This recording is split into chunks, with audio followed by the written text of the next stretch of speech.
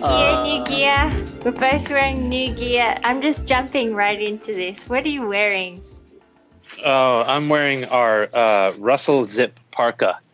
That's made out of this super water resistant Dicros fabric from Japan that doesn't use any WDR, any coatings. It's just a mechanical weave, like that. Tight weaves. Yeah. So yeah, it looks just very coming in every direction. Nice. Is that new? It's light. It is. Yeah. Well, actually, we've made this every season. I think I want to say for like maybe 4 or 5 seasons. Nice. It's become like a staple piece. We put our little patch on it. We don't do a lot of this business, but we do it on a few things. It's based on like on an old surf club jacket reference when we tweaked it. Which, I'd love to talk to you about vintage and nostalgia and how we have to, in my opinion, transgress all this business. Well, and you do a very good job. Thank you. Before we just dive into everything, I'm going to introduce you, Chris Gentile, everybody. This is coming in from New York, in Brooklyn, from Pilgrim Surf Supply. Lovely to have you. Thank you for joining us. When I say us, I just mean me in my studio. But us is you have some us is the podcast world. Whoever decides. Yeah, you have some other energies around you. Future people, present people. The internet plays with time a little bit in that sense, which is cool. This is true. This is time traveling. Yes. Yes. Well, it's amazing. You're what, 11 hours ahead of me? Yeah. Right now? Yeah, that is also time traveling. Yes, Bangkok and New York, other sides of the world. Opposites. Truly. Yeah. Well, what's the weather like in Bangkok? We've just started rainy season. So the waves in south have been really good. Last week was excellent. We've just come out of summer, which is really hot. And it's just hot all year round, really. What's your commute to the closest break? How far? Closest break would be Hua Hin, probably 2 hours drive. Oh, wow. Maybe there's a closer one, actually. Maybe like an hour and a half. That's in the Gulf of Thailand, so it doesn't always work. Like the season just finished in March was my last wave there. And then... Well, I've been watching some of the posts that you've been putting up. It looks really fun. It looks just super warm and clean. Yeah. Clean little peelers, little ankle biters in the Gulf of Thailand. And then on the other side, the Andaman Sea side, you have like more groundswell, more power. I've heard it gets pumping there. Yeah. There's that Andaman Islands where there's that population of indigenous people who've only come in contact with the outside world a few times. Do you know about that? Oh, no. Sounds kind of like people in Papua New Guinea as well. Well, apparently there's one island where the indigenous people are extremely hostile towards anyone that tries to come on the island. If you look it up, it's pretty intense. And they're still living, in obviously completely off the grid, but it's fascinating. It's a very mysterious situation. Amazing. Tell me what's going on where you are right now? It's spring. Is it spring now? It's spring. Yeah, it's absolutely beautiful in New York.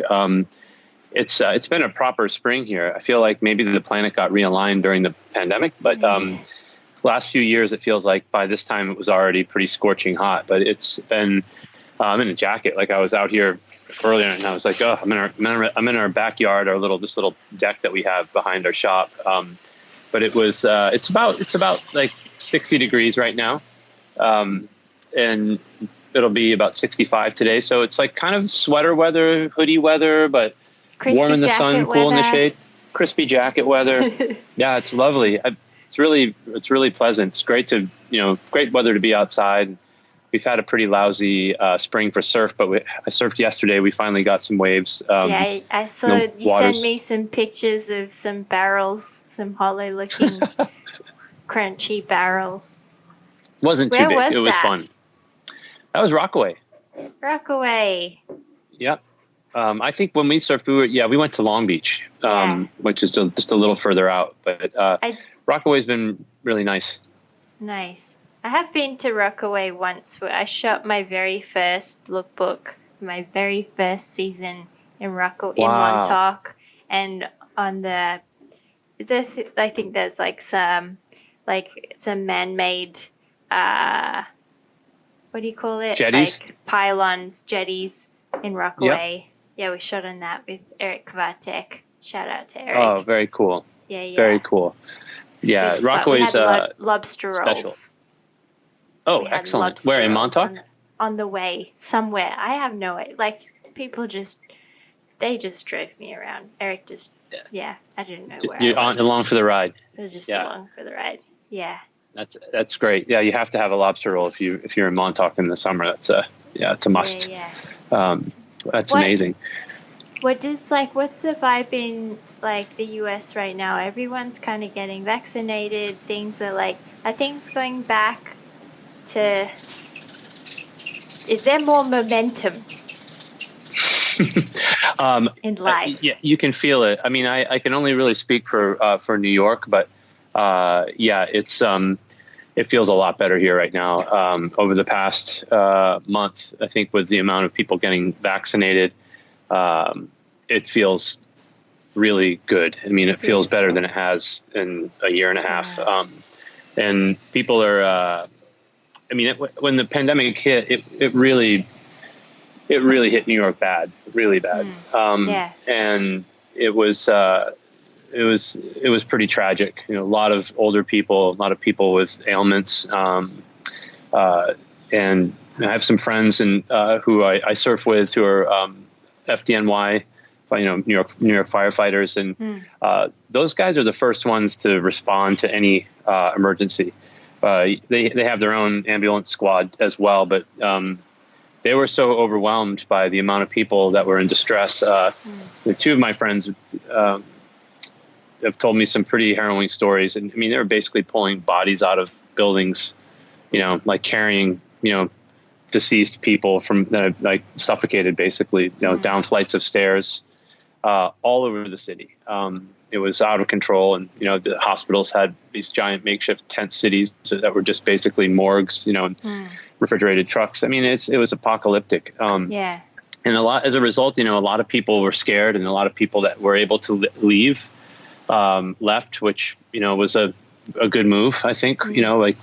Why be here if you don't have to be? You're there's no work for you. I mean, you're in a lot of ways you're just a conduit for carrying this stuff. So that was a choice that I made with my family, and my youngest son has a rare genetic disorder and potentially like extremely vulnerable to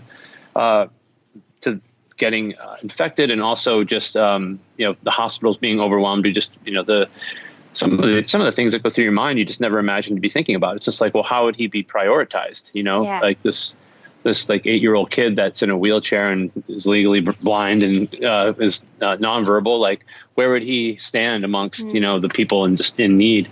Horrible thing to think about, but it was a reality that had to be sort of addressed. And so I was really lucky that my mother and her partner were welcoming, and we went down to Sanibel Island, Florida, which is kind of a weird outlier in Florida. It's a national wildlife refuge. Most of the island, it's incorporated city that's run by very progressive minded people. Cool. So it sort of stands out in a sea of kind of bigoted people in Florida, sadly. Not everybody, but majority. Yes.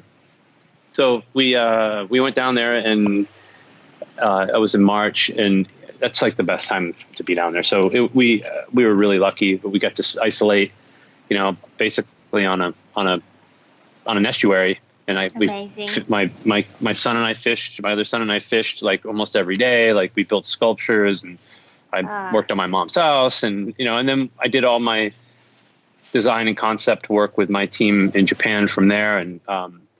And it worked. You make do, and it's a kind of beautiful space out of all this chaos to be in, which is like a perfect segue into what we wanted to talk about this podcast, because this is exactly what we were wanting to talk about, is the re-enchantment of our world. And yeah, I think you wanted to explore kind of like the need for this spiritual and mystical to like come back into our modern day lives, and maybe we're doing that through our connection with nature instead of maybe beforehand we might have done that in spiritual groups or with institutionalized religion. I'm gonna let you take it from here, just to hear your thoughts about like where your headspace is at. It might be similar or different from my headspace, so let's dive in. I mean, I've been thinking a lot about this, and when we were exchanging ideas about what we would talk about, it was just it was on my mind. I've been thinking about it a lot, and it was kind of based our. I'm trying to think of the seasons. How do you do this? Like where you're like you're working on a season, and then there's a season in production. You're concepting a season when there's already a season in production, and then you're like in the selling a current season. So there's like 3 seasons. Yeah, like, okay, what season? For people who are not in the rag trade, so like I guess I've got autumn winter 21 in production right now, and then I've just signed off the prototypes for spring summer 22, which is which the public will see in in like February, March next year. 1 year away. It's insane. It's insane. It's insane. Is that the same for you? So like how have you been like making it work, working with your team in Japan? Like the thing about making clothes and designing stuff is it's very tactile. It's not like just making a drawing on a computer and saying that's done. Like how did you navigate this new like workflow? It's hard. It's impossible. In fact, I mean, it's something that we had to do for this like for 2 seasons, but we can't keep working this way. It's really hard. It's hard on everybody. We have like someone helping translate. We're sharing like fabrics back and forth. We're 13-hour time zone, 13-hour time difference. It's either at the end of their day and they're fried, or the end of like our day and we're fried. So it's a really hard thing. But whatever.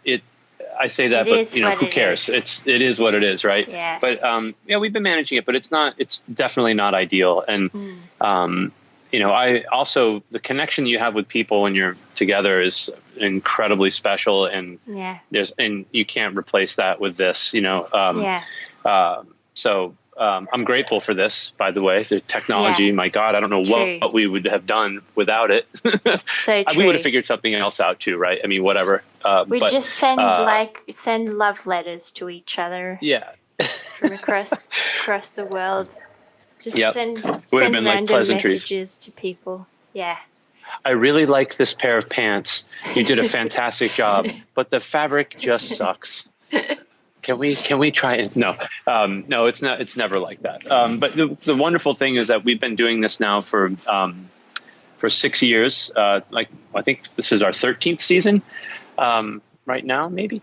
And we have we've worked really hard at establishing a process and a creative strategy. And, we have like a certain kind of language and a format now that everybody understands. So I'm lucky that we have that, or that, we had that history, because that's made things a lot easier. But yeah, it still doesn't replace that time together. And, going back to, the subject that we were wanting to like hit on, it's, the re-enchantment.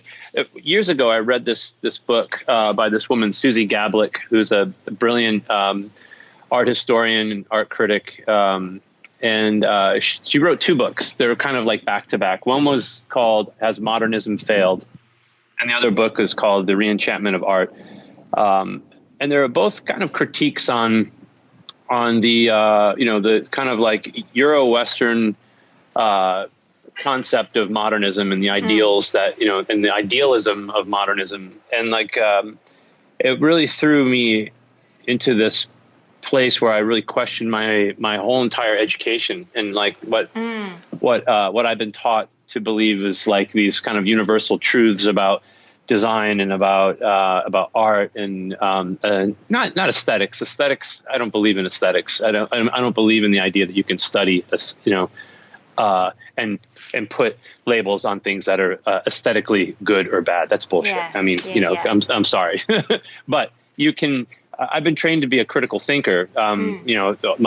Through my education and just through my life experience as a visual artist. And when I read those books, I was like, holy shit! Like I have this really like classic, like sort of Bauhaus style education. Where there's a beauty to that, which is like, making an object or making things that, that everybody can use and everybody can afford and can be mass produced. Good design could be, every day and for every person, and I like that in theory, but in practice, what ends up happening is the human being like gets removed from that object. Right. And the story of how that object is created is almost stripped away. It's like, it's kind of void of its creation. You can't see the mistakes. You can't see the craft, so to speak. It's almost like it doesn't have a soul anymore. But how do you make something with a soul? And there's that, maybe it's something to do with the initial intention, or strip it back. Yes. Yes. Well, it also goes back to like the Walter Benjamin essay, Art in the Age of Mechanical Reproduction, which was in response to the the Industrial Revolution and the mechanizing of manufacturing, of object making, manufacturing, and how this idea of aura, like an object has aura, like it carries this energy with it that comes through the maker, maybe, I mean, I'm just completely compressing what that essay is. That's Let me throw this at you though. Can something have a soul if the original, the designer didn't physically make it himself, him or herself? I think so completely. Yeah. I mean, 100%. I mean, there's an interesting thing if you like study like mid-century design and you look at like what was going on in Scandinavia and how most of the Scandinavian designers were still crafting everything out of wood and natural materials, and really believed in the cabinet shop, the cabinet maker, and the hand process. And because they wanted that in their objects, they felt like it needed that in order to like, fill a living space or like have a life. Because what that really is, if you boil it down, is like generations and generations of passed down knowledge of artists and of artistry, Yes, so you can call that like vernacular design, right? Like it's which I love. I love like, and that's part of our process when we make clothes. We really think about what we're making it for, who we're making it for, like what are the conditions it's made for, how is it being used, and in the environments that we actually live in, where quote unquote our shops are, or our customers are. That's kind of like the base of it. And then we obviously wanted to expand out beyond that. But yes, I mean, to go back to your question, I mean, certainly an object can have, that aura or that feeling without it being like an artisan object, like made by the designer, made by the actual mind to hand thing. I mean, can an 100%. AI make something with a soul? I reckon that. Who am I to say? I think yes. I would definitely say yes, because I think it's like, I do think that everything boils down to intention. To me, that's the core. And I'm not sure why it's instinctual for me, that what I've come to think, just that idea.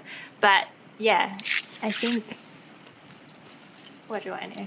But, I guess we both came to we both really like this subject of the re-enchantment of our world, because both of our brands are quite lifestyle, or definitely lifestyle driven brands. And I'm sure that you've probably found this as well, but during the pandemic, a lot of people have been rediscovering rebonding with their relationship to nature in different ways, and it's been a really interesting space for niche brands like us who make art that is inspired and is about our relationship with nature. What's it been like? Have you had things that have been particularly, like people have responded really well to, that you've tried out during this past year? Like, what have your observations been about people's behavior and responses to that's an interesting question. Life? Well, I mean, there's been some practical things, right? Like, I mean, people, just in terms of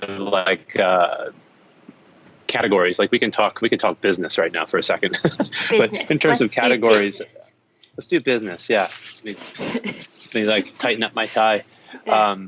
I've seen like a huge decline in not huge, I shouldn't say huge, but one of our categories that we've always done very well with is like our men's shirting, like our button down shirting. No one's wearing button down shirts for the past year. Like no one's going to the office. No one's dressing up. I mean, not even that our shirts are dressy. They're just hardy button downs, especially through fall, winter. There's just not a lot of those sales kind of slumped. But then anything that was a crew neck that you could pop over your head, all the, anything that had to do with function, like highly functional garments, all of our climbing pants, that we have like a couple different climbing pants styles that are part of our. I love your climbing pants, by the way. Oh, thank you. And so does Nigel Caborn, who has a pair he's obsessed with. He's got a couple pair now, and that's like a great compliment when someone like Nigel, like actually spends his money on your stuff when he doesn't have to buy anything. That was was a great compliment. Good pants. Seriously, I'm not just trying to like sell a vacuum cleaner right now. They're so good. Well, it's I mean, I wear them all the time. I wear them probably 5 times a week. The fit is so good. Oh, thank you, Lauren. Yeah. I mean, it's that means a lot coming from you, because you are a badass and you make beautiful things, and that means a lot.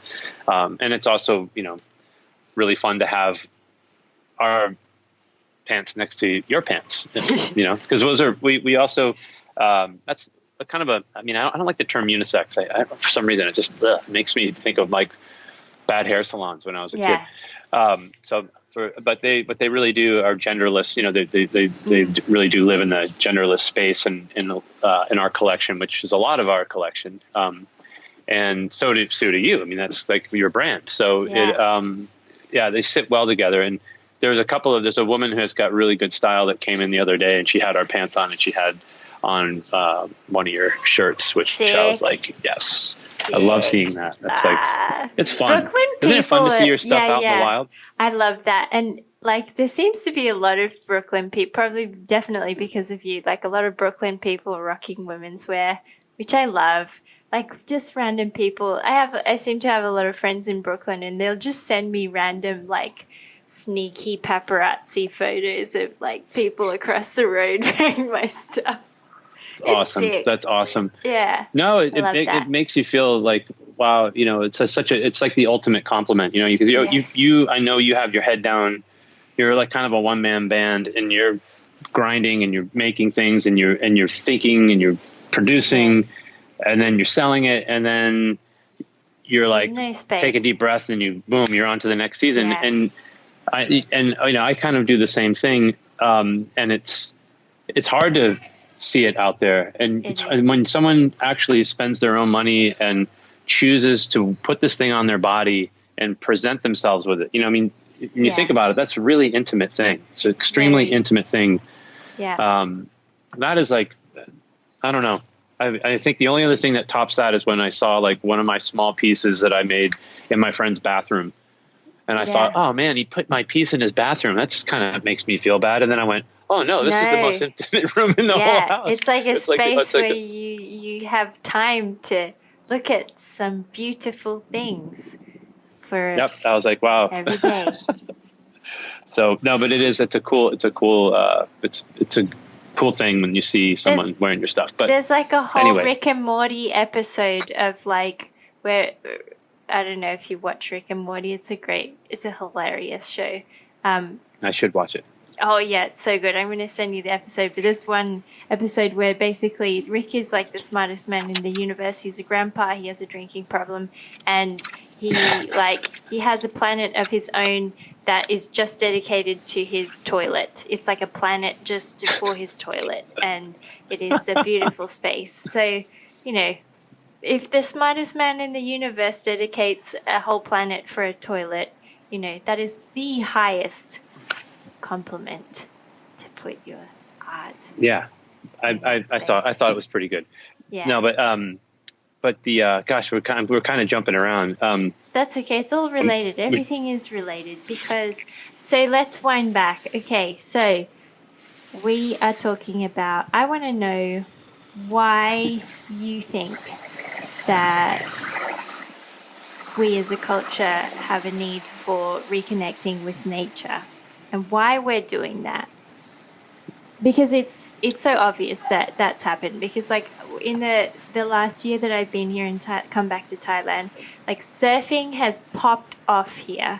Surfing, skating, like just things like camping, like just being outdoors, like marathon running in like in national parks. Just a lot of outdoor stuff has been popping off here.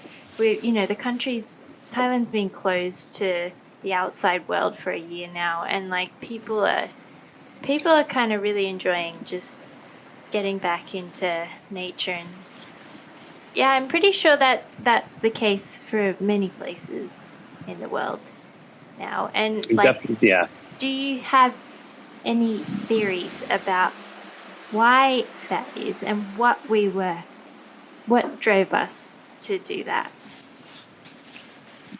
I'm I have a person inside who's giving me like some hand signals, and I wrote a sign on the door that says, I'm on a recorded video call with my friend Lauren. Please don't open the door. That's right. Yeah, no, I have my thoughts about it. I mean, I think there's some obvious reasons. I mean, people have time now. There's no office culture. And I think, what's crazy is when you think about how much time people spend in a car or commuting to get to work, and then, what they spend their off time doing. It's hours, of their day most people getting to work. I mean, even like my team in Japan, I would always ask everybody like, where do you live in Tokyo? How long does it take you to get here? And like most of them, it's like an hour each way. I mean, that's incredible. Yeah. And, you know, they all take advantage of it in terms of like reading and having downtime, you know, and being able to like, you know, decompress, which I think that's probably very healthy. But at the same time, it's like you're standing in a crowded car of people, or you're sitting, you know, and not moving. And it's a lot. And, you know, I think the same goes for, you know, if people here in the States, especially in New York.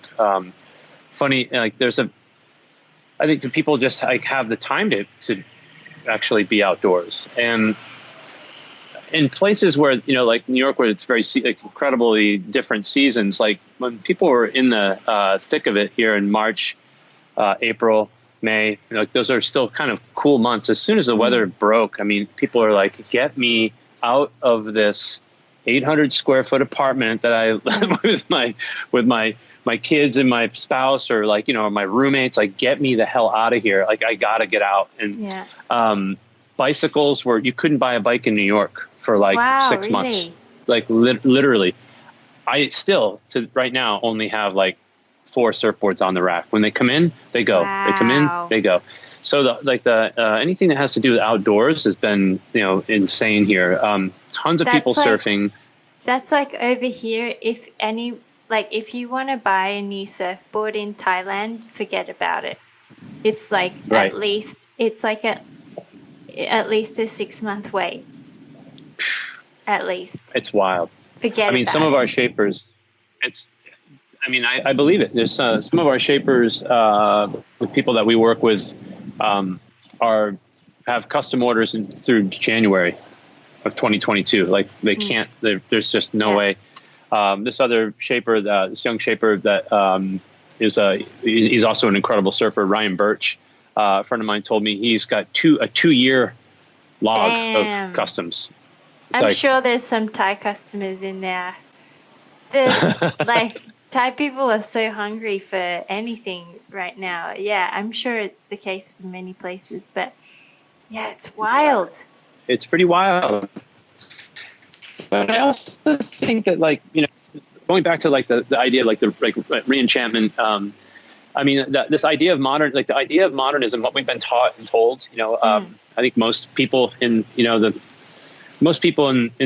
at least in America, and I would say Europe and even Japan, you know, we've been told that, you know, these, you know, the construct of modernism, and like the idea that like good design and science can solve all of our problems and can unravel the mysteries of the world. I mean, that's kind of what it says. That's order.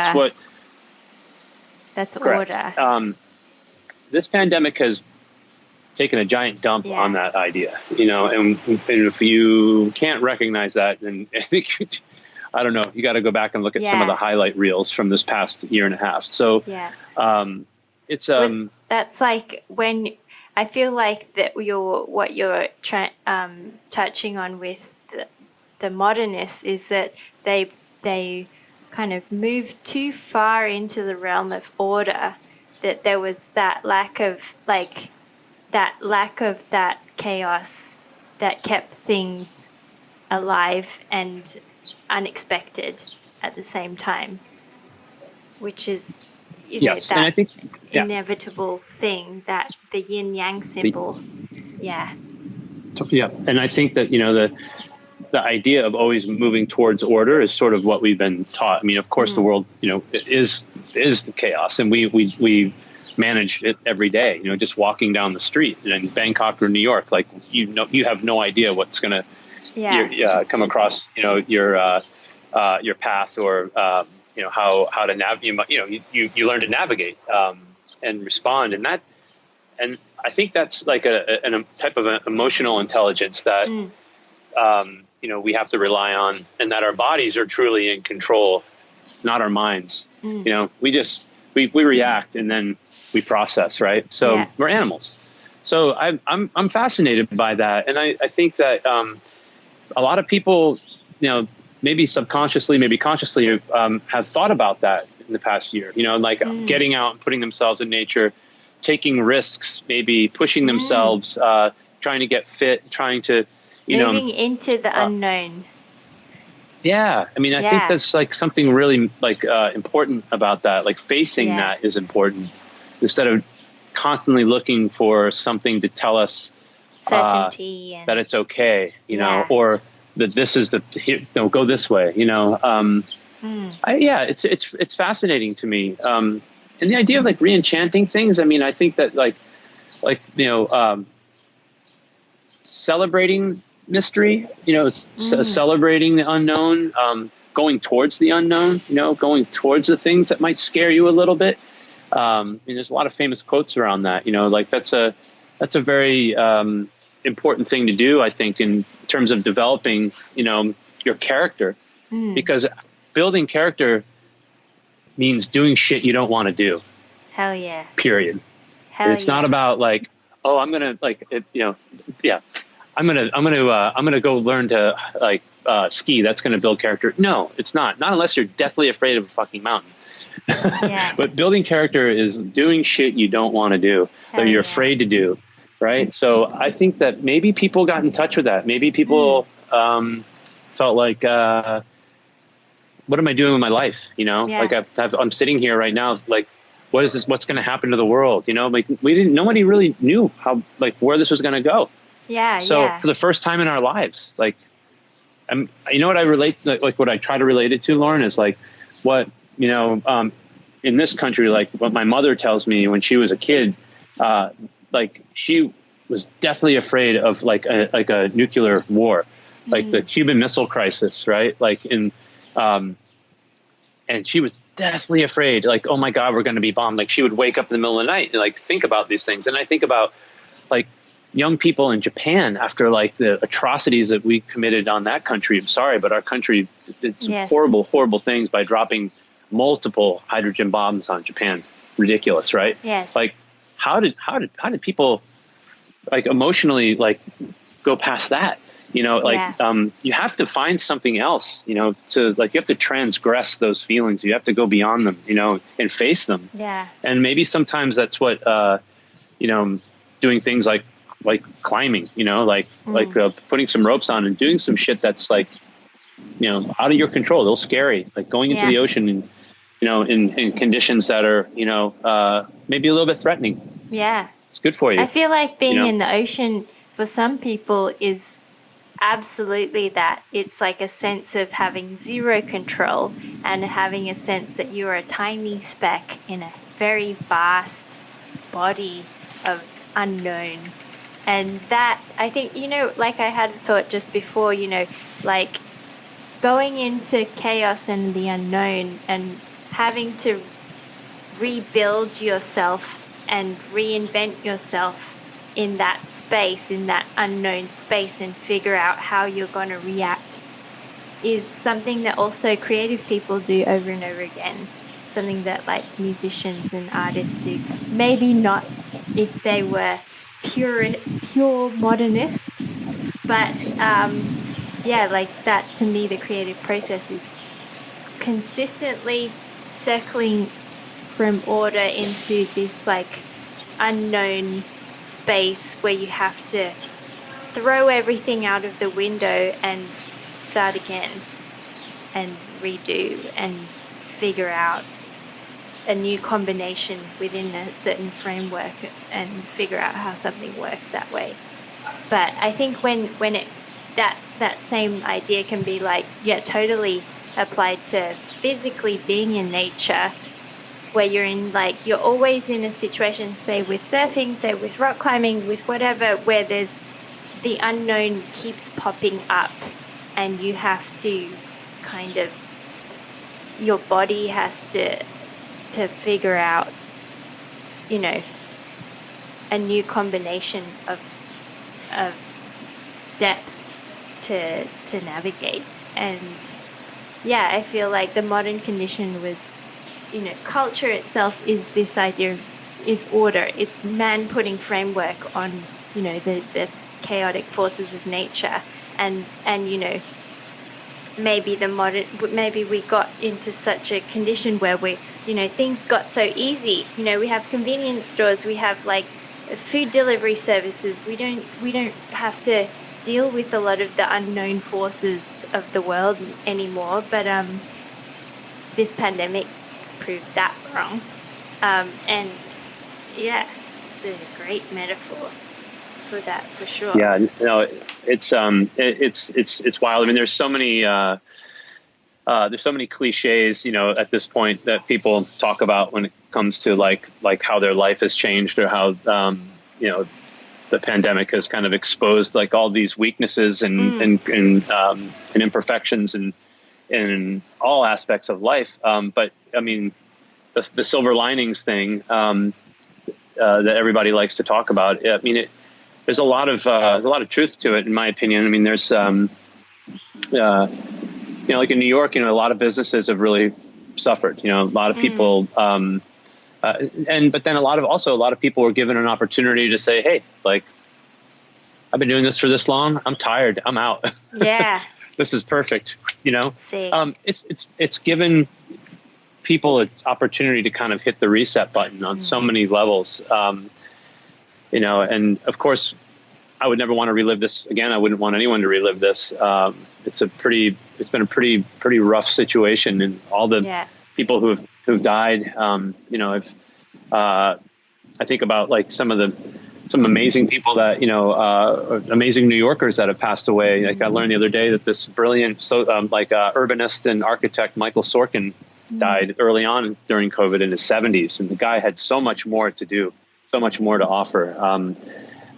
And a brilliant mind. I was just like, oh my God, it's everything from someone like that to like from this guy Jimmy, who was a bar owner, owned this like dive bar in Times Square, Jimmy's Corner. He was a ring man. He was a corner man for all these great boxers in the 70s and 80s, and he died of COVID. Now his bar's gone. It was like a legendary spot. Wow.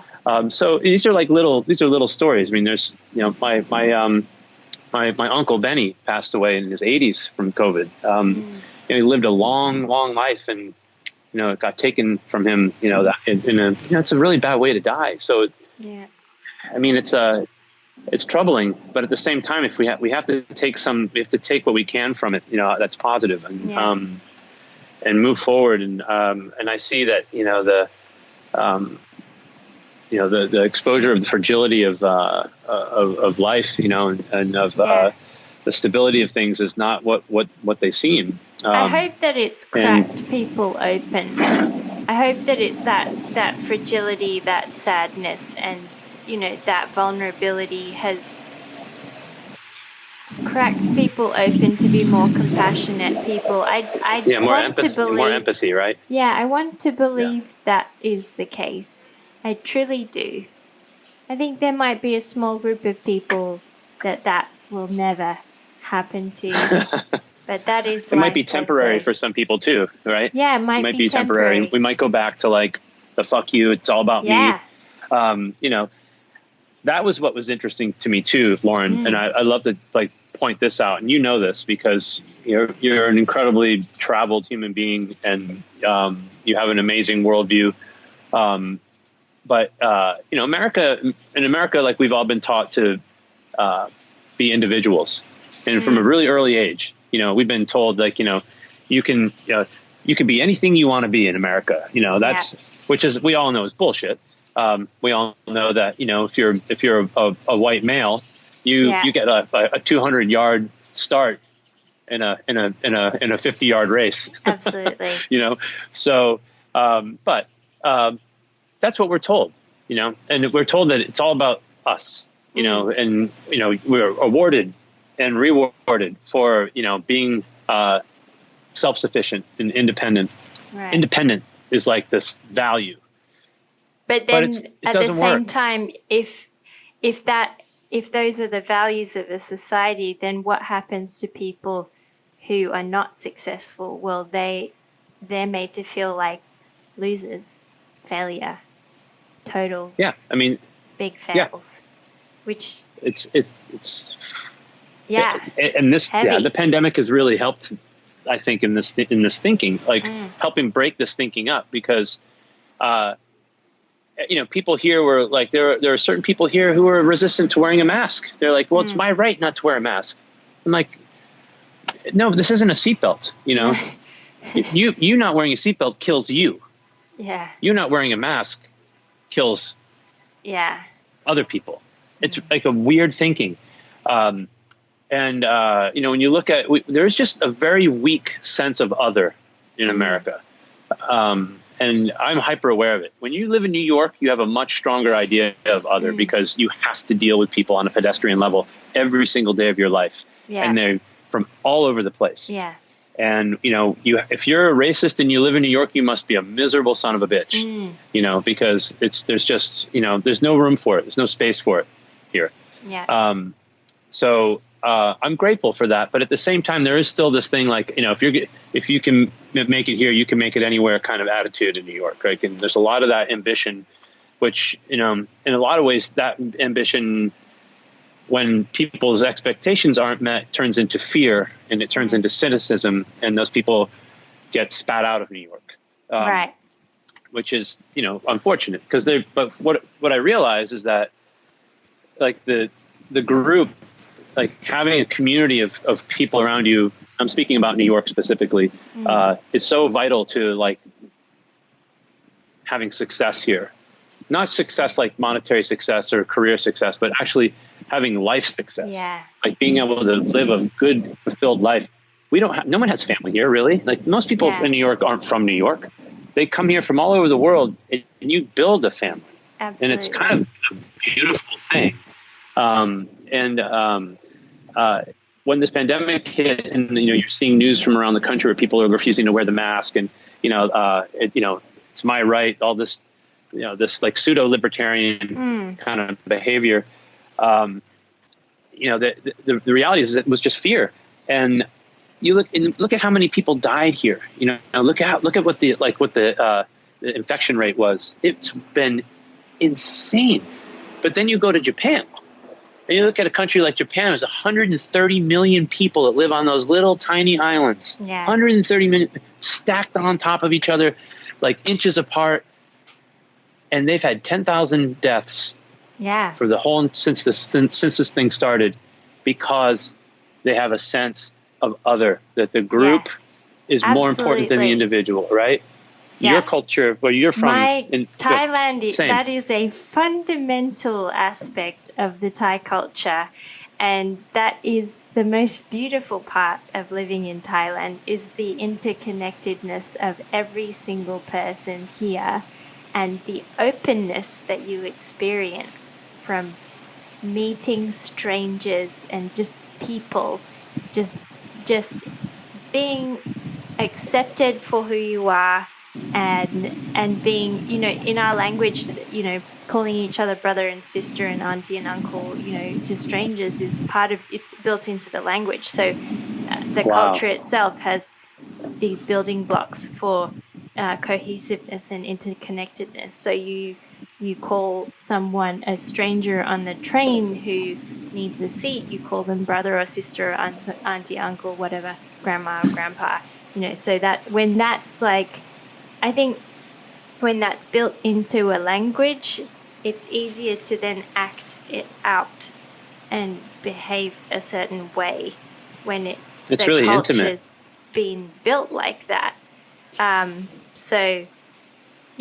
unfortunately, in Thailand, we've had very, very low case rates.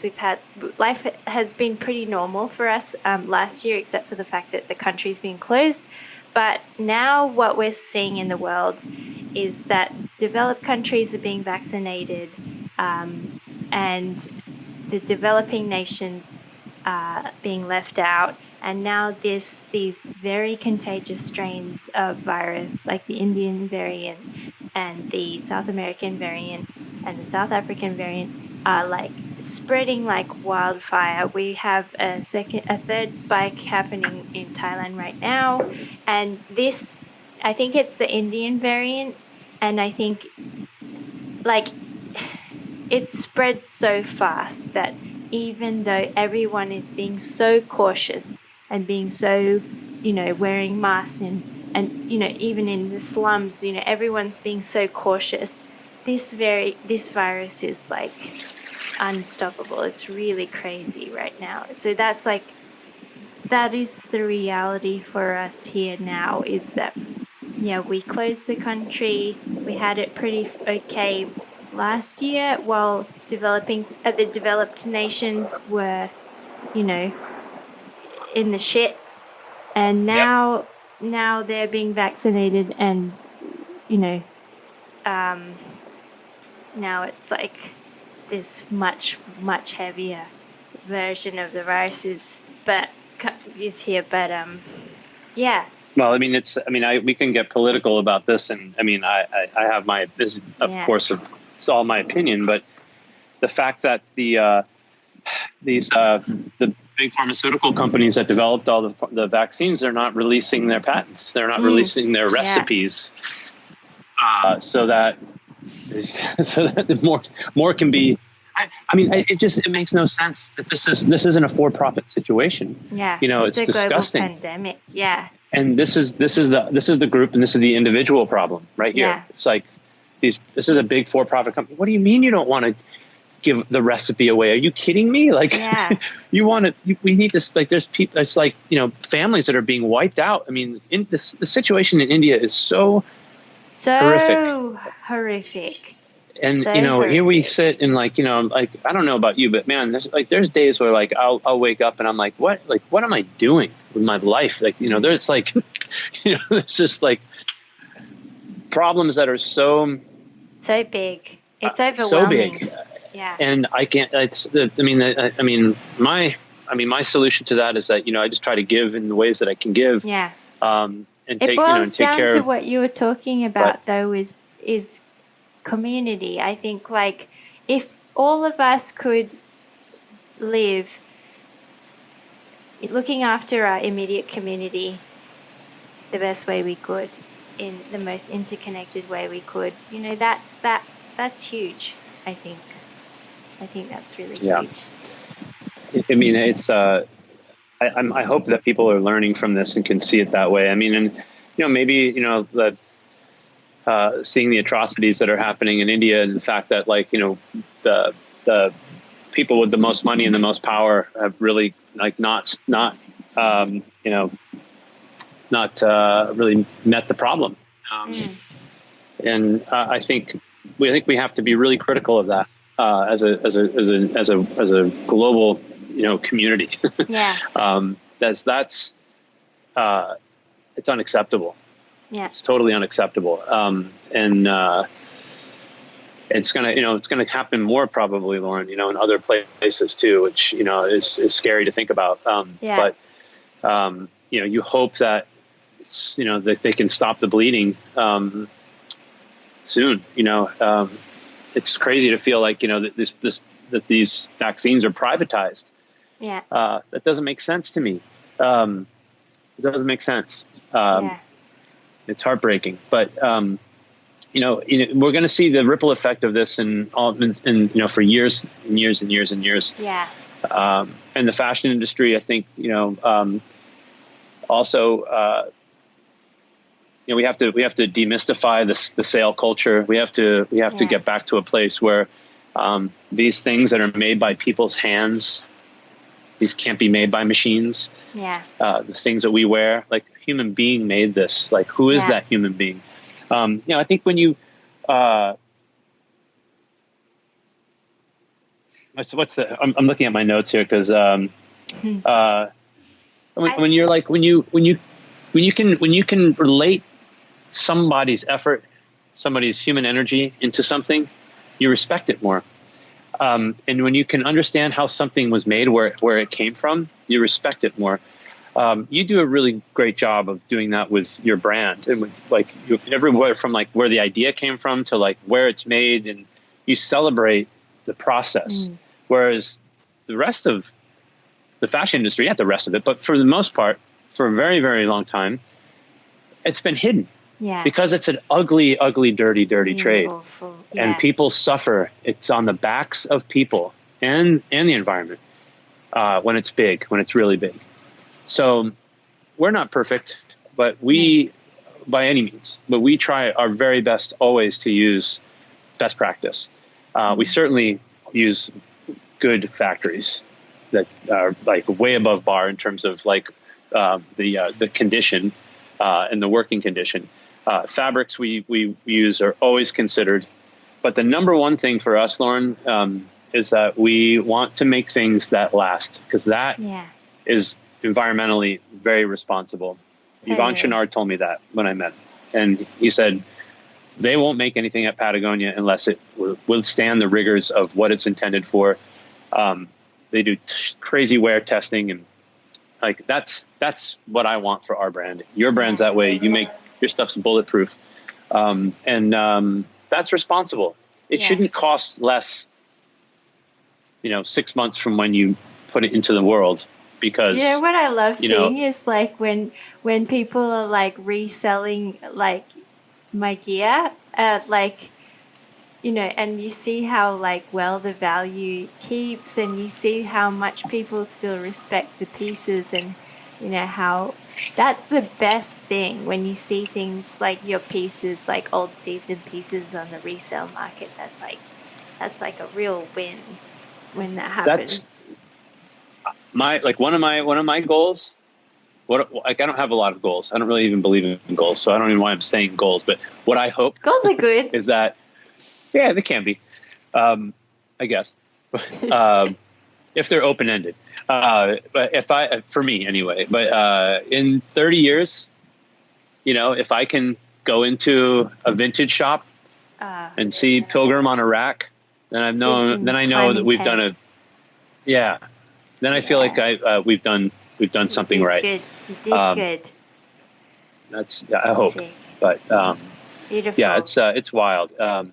Well, what's what's in store for you now? Like, what do you like? What's your where do you go from here? I at? Where do I go from here? Well, what does one do when you're in kind of this uncertain limbo of not being sure when things are going to go back? Well, you live life to the best you possibly can. Whoa. That was a surfboard. Oh, ouch. No. That was an awful sound. If I had to choose how it should fall, I'm stressed out. It fell just right. It was perfect. No problem. Damn. That sounded really bad. Well, I think it's going to be all right. Okay. It can be repaired. I like that attitude. But yeah, my headspace right now is just like, just do your best for your community. I started a new brand just to help support my community of makers here in Bangkok, because it's been very hard for them. The new brand's called Good Old What's Her Face, and it's just using all. I'll send you some bumper stickers. It's just like helping out my vintage community by using like all vintage materials, and then helping out the seamstresses in the area, and just making things at an affordable price point, but in a very fair pricing, and just trying to feed them work. And actually, That's awesome. It's been really good. So that's just what I've been doing. And then just taking time, not just doing things that I enjoy, important. Fishing, surfing, being with people, and working with my community. And also making podcasts with people in my community around the world, which has been awesome too. Yeah, they've been really great. It's been really fun to watch you make these. And obviously it's an honor for me to be on here with you. I'm honored that you are on this podcast too, Chris. Yes.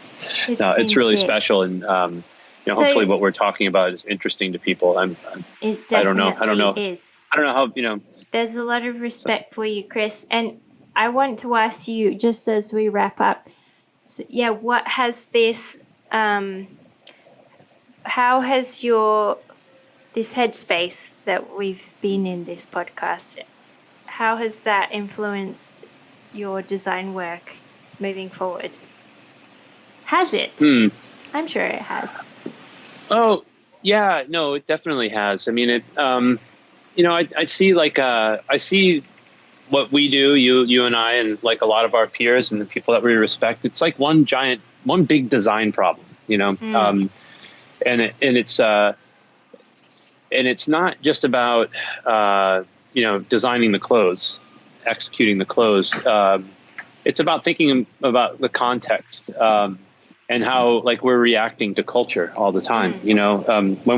I think that's what fashion, my favorite thing about fashion, quote unquote, is when it's a reaction to culture. When it's really good, the best things that I think about, are generally that. So, also your Instagram, I really like it. Like your Instagram feed is such a good, daily, just exactly that. Your kind of reaction, your kind of bouncing board to what's happening in the world as well, which I really enjoy. Oh, that's really nice of you. Yeah. I mean, I think that, social media, I'm actually I've got a book right here that I'm throw up. Show me. This is what I'm reading right now. It's for people just listening. It's Sad by Design by Gert. I'm trying to read this. It's very small. Lovink. I think that's how you say his last name. Sorry for butchering his last name. Sorry, Gert. So on platform nihilism is the subtitle, but it's all about social media and here it says it's sadness is now a design problem. The highs and lows of melancholy are coded into the social media platforms. After all the clicking, browsing, swiping, and liking, all we're left with is the flat and empty aftermath of time lost to the app. Holy shit, heavy. Whew. Heavy, but I mean, that's the sad like deep end of this, but problem that we need to solve. But it's also, there's some things in here that are really interesting. But I think that social media can be nihilistic. I mean, it's really interesting how it's created a certain kind of behavior in people. It brings things out in people that really are not like a native part of who they are. And I mean, I think that the Instagram handle we have, I mean, I don't ever really think about like putting something on there and it getting a lot of or caring about like what it's going to do in terms of like engagement. Absolutely. as it's called.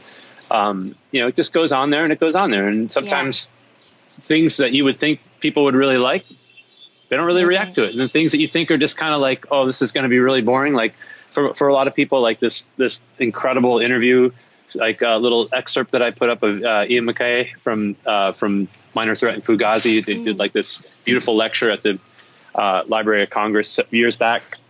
He's like said some like he's like spitting out pearls for an hour and a half. I mean, it's so inspiring. I put that up and I thought, no one's going to like this.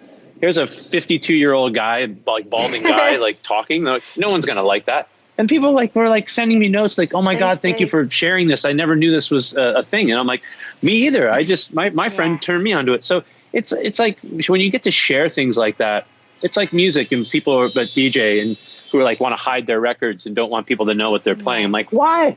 Share you didn't art. Make that, Yeah. It's like, I mean, if it's a conduit for information and for sharing like things that are going to enlighten people, like that's what I want to do with it. I don't want to tear anything down. I don't want to I'm not motivated by anything that's going to hurt anybody.